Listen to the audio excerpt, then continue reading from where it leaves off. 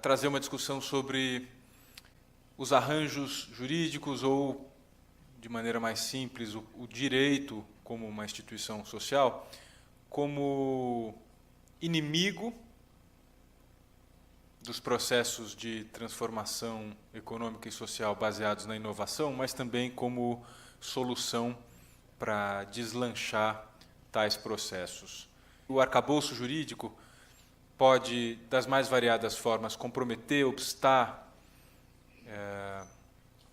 tornar ineficiente o aparato legislativo, institucional, as decisões políticas voltadas ao fomento da ciência, da tecnologia e da inovação, mas ele pode também, sendo esse um objetivo a ser alcançado por meio da comunidade jurídica, por meio dos aplicadores do direito, o direito pode ser também, uma espécie de outro lado da moeda, um vetor importante, central, não apenas ele, obviamente, o direito é parte de um quebra-cabeça mais amplo, mas o direito pode servir, ao contrário, como uma ferramenta de construção institucional da inovação.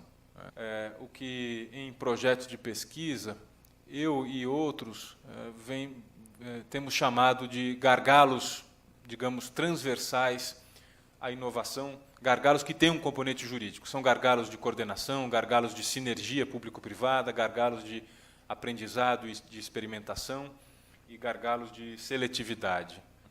A inovação, isso, para quem acompanha esse assunto, não deixa de ser óbvio e trivial, mas, enfim, a inovação depende da existência de políticas públicas consistentemente concebidas, estruturadas e a todo tempo aperfeiçoadas, mas essas ações de política pública, por sua vez, são, em alguma boa medida, moldadas e estruturadas por meio de arranjos jurídicos e institucionais. Esses arranjos compõem uma parte significativa da efetividade e da estrutura das políticas públicas.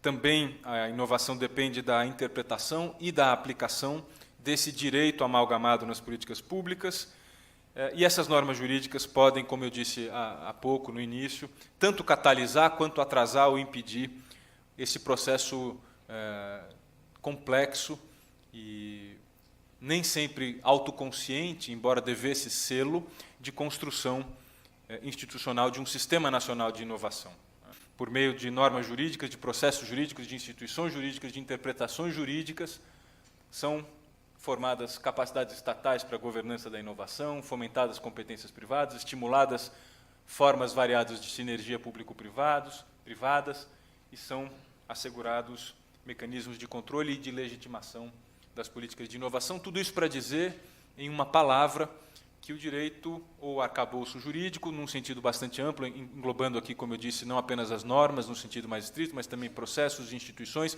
interpretações e atores jurídicos, o direito é um elemento bastante constitutivo e central nas políticas de inovação. Não apenas na sua dimensão mais pública, puro sangue, quando se trata de políticas públicas, a gente sempre pensa no Estado, por óbvio, mas o direito também é importante no que essas políticas públicas têm de produção de interfaces e sinergias contratuais com o setor privado. Políticas públicas também são relações público-privadas em muitos casos e circunstâncias. E essas relações público-privadas também são mediadas pelo direito. As mais variadas formas de contratação público-privada são, evidentemente, mediadas e instrumentalizadas através de normas, processos e contratos jurídicos, evidentemente. A noção de gargalos jurídicos à inovação, como eu disse, algo que se pretende, não sei se isso foi bem sucedido ou não, mas se pretende uma noção menos tecnicista e, portanto, menos hermética de um problema jurídico. A noção de gargalos jurídicos institucionais diz respeito a obstáculos à implementação de políticas de inovação que estejam, de algum jeito, associados à regulamentação, à aplicação ou à interpretação das normas jurídicas. Ou seja, a tentativa de mapeamento dos problemas jurídicos da inovação consiste em identificar, de forma complexa, processos ou circunstâncias genericamente consideradas nas quais alguma coisa deixa de acontecer ou alguma coisa que não deveria acontecer acontece, porque alguma interpretação jurídica teratológica ou inapropriada ou incompatível com o escopo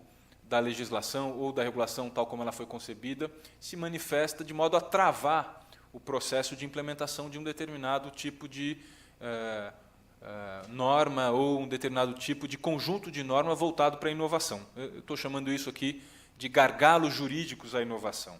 Basicamente, são discrepâncias entre objetivos declarados da política pública e a sua efetiva prática cotidiana. Em alguns casos, isso tem razões políticas, em muitos casos, isso tem razões econômicas, financeiras, orçamentárias, mas, em alguns casos importantes, isso tem razão de ser especificamente jurídica. São interpretações, por exemplo, do Tribunal de Contas ou de outros órgãos de controle, são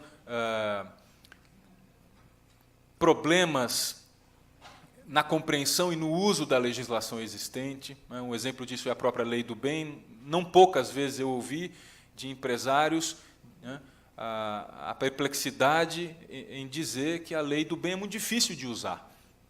Se ela é uma lei difícil de entender, difícil de usar, entre aspas, isso não deixa de ser um problema jurídico. Isso é um problema de compreensão do próprio direito. Então, estou chamando tudo isso genericamente de gargalos ou empecilhos ou obstáculos à inovação, no caso brasileiro.